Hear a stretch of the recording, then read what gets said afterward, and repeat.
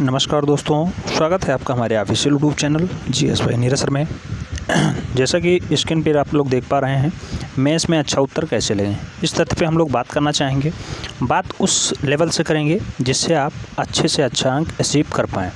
कोई भी परीक्षा हो, चाहे वो यूपीएससी की हो या फिर यूपीपीएससी की हो या फिर यूपी ट्रिपल एससी की हो, ठीक है, यूपी ट्रिपल एससी की हो, इन सारे तथ्यों में मेंस का एक ही उद्देश्य होता है कि आपका कौशल कैसा है, ठीक है। उसी बेसिस पे आपका मूल्यांकन करते हैं और मूल्यांकन के लिए आपको रिटन क्वालिफाई करना बहुत ज़रूरी होता है। तो इसी बेसिस पे आज हम लोग बात करेंगे how to improve answer writing skills. Answer writing skills को हम लोग कैसे इम्प्रूव करें, इस बेसिस पे बात करेंगे। 10 से 12 पॉइंट्स हैं, उन्हें आप ध्यान रखें, हमेशा दिमाग में रखें किस टाइप से हम अच्छे अंक अचीव कर सकते हैं। आइए देखते हैं। जो टिप्स नंबर 1 है वो सबसे पहली बात करता है, परीक्षा में आपका मूल्यांकन इस बात से होता है कि आप क्या लिखते हो, यानी मैटर आपका क्या है, इस बेसिस पे आपका मूल्यांकन होता है। इसे बहुत सुधार करने की ज़रूरत है, दिमाग में हरदम फीड करके रखना है। सेकंड स्टेप की अगर हम लोग बात करते हैं, जितनी अच्छी लिखावट हो उससे भी ज़रूरी है आपका कंटेंट कैसा है। लिखावट यानी राइटिंग आपकी कैसी है, ये तो अच्छा होना ही चाहिए, लेकिन कंटेंट आपका कैसा है ये भी बहुत ज़रूरी है, ठीक है। इस पर खास फोकस करने की ज़रूरत है। थर्ड स्टेप अगर हम लोग बात करते हैं तो थर्ड स्टेप है, प्रश्न के अनुरूप सटीक उत्तर लेखन ही आपको अच्छे अंक दिलाएगा। जैसा प्रश्न पूछा जा रहा है उसी के अकॉर्डिंग आपको आंसर देना है, ना कि अपनी ज्ञान के अकॉर्डिंग, ठीक है। चौथा स्टेप अगर हम लोग बात करते हैं, ध्यान रखने योग्य है। सबसे पहले प्रश्न को ध्यानपूर्वक पढ़ें, यह देखने के लिए कि उत्तर में आपसे क्या अपेक्षा की जा रही है, क्वेश्चंस क्या पूछ रहा है, उसी बेसिस पे अपना उत्तर लिखें। प्रश्न को अगर आप ढंग से एक बार पढ़ लेते हैं तो आपके दिमाग में फीड हो जाएगा, फिर उसी बेसिस पे अपना ज्ञान प्रदर्शित करें कापी में, ठीक है। एक्स्ट्रा बनना होता नहीं है, इसलिए थोड़ा बच के रहना है। बात करते हैं 5वें नंबर पॉइंट की, तो यह भी ज़रूरी है कि आप नियत समय में सभी प्रश्नों को अच्छे से लिख लें, ठीक है।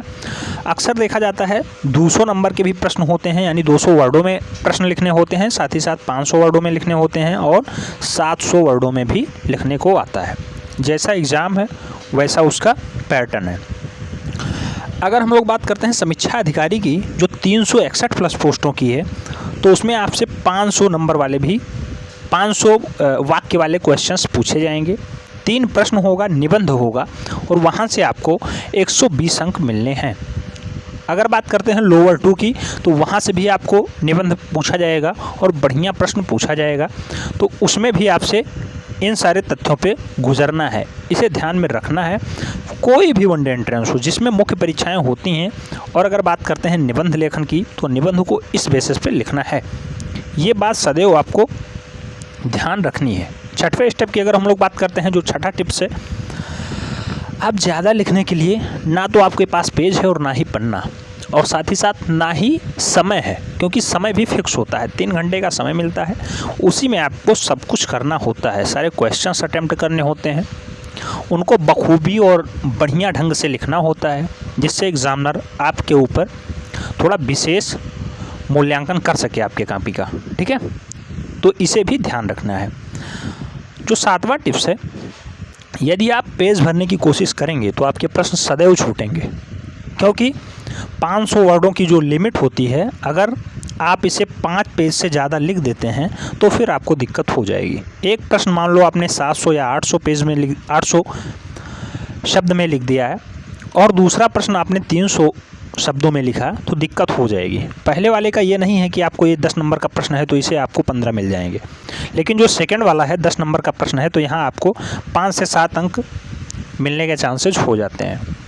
और रही बात मूल्यांकन की, तो मेंस में वैसे ही मूल्यांकन बहुत टिपिकल होता है, क्योंकि यहाँ लिखावट भी बहुत ज़रूरी है, राइटिंग कैसी है और कंटेंट कैसा है, इसके ऊपर डिपेंड करता है आपका नंबर।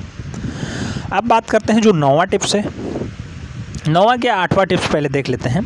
केवल उतना ही लिखें जितना प्रश्न से मांग की गई है, अनावश्यक विस्तार देने से बचें। अनावश्यक विस्तार का मतलब ये है कि प्रश्न में जो ज्ञान की बात की जा रही है, आपसे जो पूछा जा रहा है वही तथ्य लिखें, ना कि जो हम जानते हैं वो कॉपी में लीपापोती कर दें।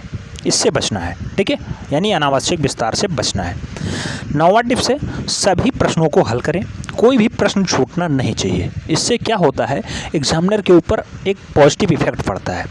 आपने 100% प्रश्नों को सॉल्व किया है, अपने अकॉर्डिंग सॉल्व किया है, लिखित परीक्षा है, उस बेसिस पे आपने कुछ ना कुछ लिखा है, तो एग्जामिनर भी कुछ खास इफेक्टिव होगा और कुछ ना कुछ अंक देने के लिए बाध्य होता है। नेक्स्ट क्वेश्चन नंबर 10 की अगर बात करते हैं, यानी टिप्स जो 10वीं है, स्थिति पहले जैसी नहीं है कि आप अपने अनुसार उत्तर छोटा या बड़ा लिख सकते हैं। पहले क्या होता था, एक क्वेश्चन आया, आपको अच्छे से फीड था, बढ़िया से आपने रिकॉल किया था, उस क्वेश्चन को आपने 700 से 800 शब्दों में लिख दिया। दूसरा क्वेश्चन आपको नहीं आता है, उसमें आपने खूब लीपापोती की 250 से 300 शब्दों में इसे आपने लिखा। लेकिन होता क्या है कि फाइनली आपको दिक्कत हो जाती है। मान लो जो पहला आपने 700 शब्दों में लिखा है, उसका मूल्यांकन जो उसका अंकन होना है वो भी 10 प्रश्न अंक का है, और जो सेकंड वाला 300 शब्दों में आपने लिखा वो भी 10 अंक का है। तो फर्स्ट वाले में ये नहीं है कि आपने 700 वर्ड 200 शब्द ज़्यादा लिख दिए तो इसमें आपको 10 नंबर मिल जाएंगे। तो इससे बचना है, ठीक है, इससे बचना है। 500 वर्ड का 450 हो जाए, 550 हो जाए, कोई दिक्कत नहीं है, लेकिन आपको फर्जी में अपना ज्ञान प्रदर्शित नहीं करना है। क्वेश्चंस में जो डिमांड की गई है उसी की सप्लाई करना है, ठीक है, उसी को भरना है, उसी को बखूबी प्रस्तुत करना है, ठीक है।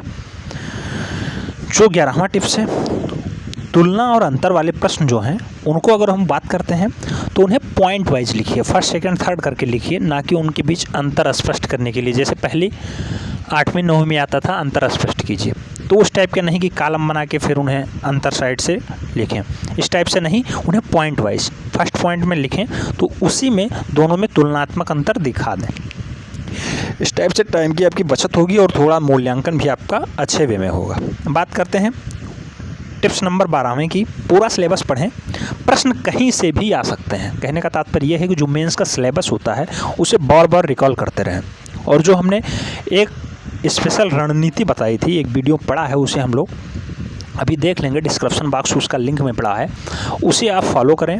उसी रणनीति के थ्रू अगर आप चलते हैं तो मुख्य परीक्षा में आपकी फाइनल सिलेक्शन से कोई नहीं रोक सकता, ठीक है। तो मुख्य परीक्षा की तैयारी फ्री ऑफ कास्ट चैनल आपको कराएगा, डेली बेसिस पे कुछ ना कुछ आपको मिलता रहता है, उसे आप रिकॉल करते रहें। कई ऐसी वैकेंसियाँ हैं जो आने वाली हैं, अभी 11 तारीख को लगने वाला है क्या, यूपी पीसीएस 200 पदों पे वैकेंसी थी, ठीक है, 200 प्लस पोस्टों पे हैं उत्तर प्रदेश पीसीएस प्रीलिम्स परीक्षा। इसमें क्या होता है, सामान्य अध्ययन और सीसैट से प्रश्न पूछे जाते हैं, फर्स्ट और सेकंड 2 पेपर होते हैं। इससे भी आपको अच्छे अंकों के साथ अगर लाना है तो आपको डेली बेसिस पे प्रीवियस ईयर के क्वेश्चन सॉल्व करने होंगे। साथ ही साथ यहाँ से जो आपको सीए यानी करंट अफेयर्स प्रोवाइड कराया जा रहा है उससे आप थोड़ा सीरियसली देखें, क्योंकि वहाँ से क्वेश्चंस बहुत ज़्यादा मात्रा में फंस रहा है। यूपी की बात करते हैं, अभी लेटेस्ट में बीओ का पेपर हुआ, साथ ही साथ आरओ का पेपर हुआ, वहाँ पे करंट अफेयर्स और यूपी स्पेशल कैसा रोल रखता है आप लोगों को पता होगा। तो इसी बेसिस पे आपको पूरा ध्यान रखना है, करंट अफेयर्स को रिकॉल करते रहना है। साथ ही साथ निबंध लेखन में करंट अफेयर्स बहुत ज़रूरी है, क्योंकि करंट के मुद्दे ही अक्सर निबंध लेखन में पूछे जा रहे हैं, ठीक है। तो उन्हें आपको थोड़ा बना के रखना है और उस पर खास फोकस करते रहना है। बात करते हैं टिप्स नंबर 13 की, यानी 13वें नंबर की।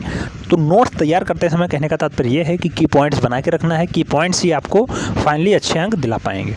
तो की पॉइंट्स पे आपको विशेष फोकस करना है और की पॉइंट्स जो हैं उन्हें अलग से लिखते रहना है, क्योंकि दोहराने में याद करने में भी आपको की पॉइंट्स ही मदद दे पाएंगे।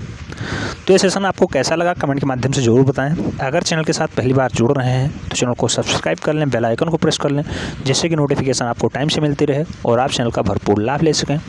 कहने का तात्पर्य यही है कि आप इम्प्रूव कैसे कर सकते हैं एस्से राइटिंग, उसके स्किल्स के बारे में हम लोग बात कर रहे थे। अभी नेक्स्ट वीडियो में हम लोग देखेंगे कि एस्से राइटिंग कैसे करते हैं, ठीक है। तो आज के लिए इतना ही, मिलते हैं नेक्स्ट वीडियो में, तब तक के लिए धन्यवाद।